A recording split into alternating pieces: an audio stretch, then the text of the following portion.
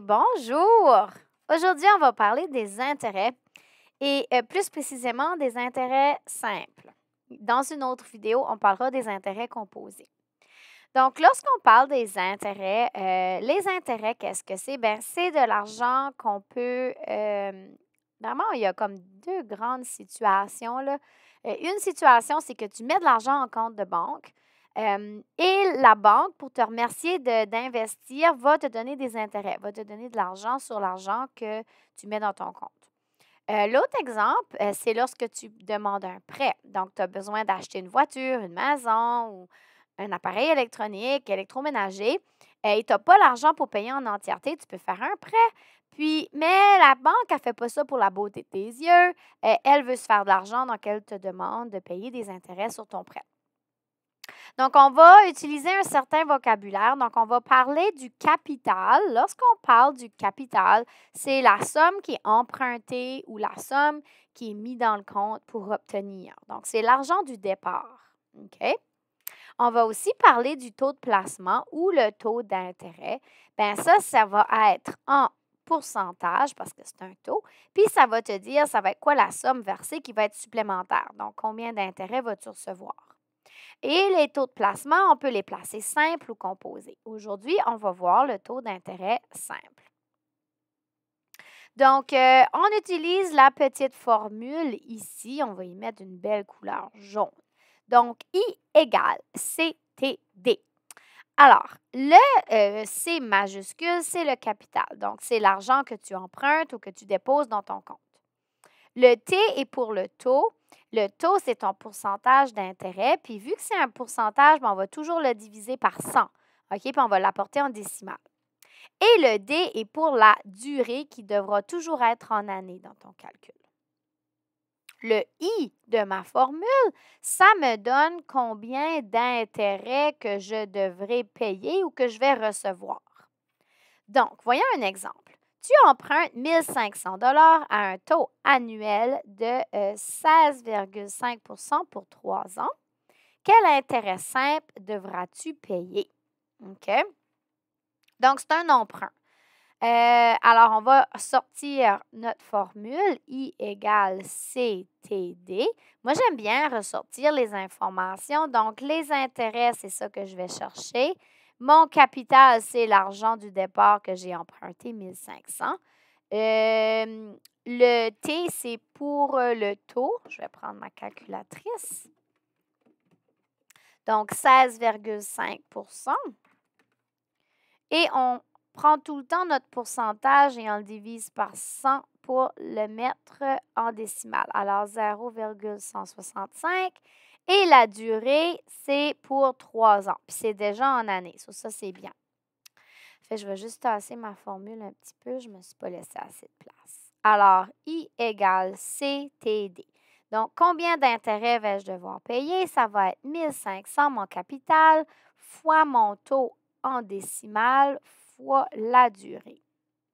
Alors, 1 500 fois 165 millièmes fois 3. Et ça fait 742,50 $. Mais ça, c'est les intérêts que je vais devoir payer. OK? Alors, quel est l'intérêt simple que tu devras payer? Cette réponse-là, c'est 742,50. Mais à la banque, là, je dois rembourser et le capital, donc le 1 500, et les intérêts. C'est l'argent que je devrais redonner à la fin.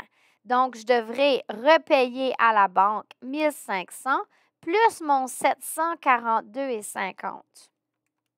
Fait qu'au total, à la banque, je vais devoir rembourser 2 242,50 $. Donc, ça, c'est ça que j'ai à rembourser.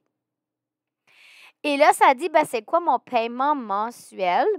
Donc, vu que c'est pour 3 ans, je vais faire combien de paiements mensuellement? Mais mensuellement, c'est par mois. Ça, je vais faire 12 paiements par année fois 3 ans. Ça va me donner 36 paiements. Fait que combien je vais payer à chaque paiement? Je vais faire 2 242,50 divisé par 36 paiements. Et ça me fait 62,29 $ par mois pour 3 ans. C'est mon paiement mensuel. Voyons un autre exemple. Tu reçois 506,25 en intérêt. Donc, tu as reçu ça en intérêt. Donc, ici, c'est ton I. On te donne déjà le I. Parce que tu avais mis de l'argent dans un compte d'épargne à un taux simple annuel de 4,5 %. Donc, ça, c'est le taux. Alors, 4,5, je vais le mettre tout de suite en décimale. Ça fait 0,045. Et je l'avais mis pour 9 mois. Donc, la durée, c'est 9 mois, mais je ne peux pas mettre ça en mois. Je dois le mettre en année, donc je vais faire 9 divisé par 12 pour savoir combien d'années. Et ça fait 3/4 d'année, donc 0,75 ans. Quel est le montant du capital? Donc, j'avais mis combien d'argent dans mon compte initialement? Ça, c'est mon C. Alors, je vais aller dans ma formule. I égale CTT. Je connais les intérêts que j'ai reçus. Je cherche mon capital fois mon taux fois la durée. Alors, 506,25 égale C. Et là, je vais multiplier 0,045 fois 0,75. Ça fait 0,034. Et là, pour isoler mon C, il faut que j'enlève le fois 0,034. Donc, je vais diviser par 0,034.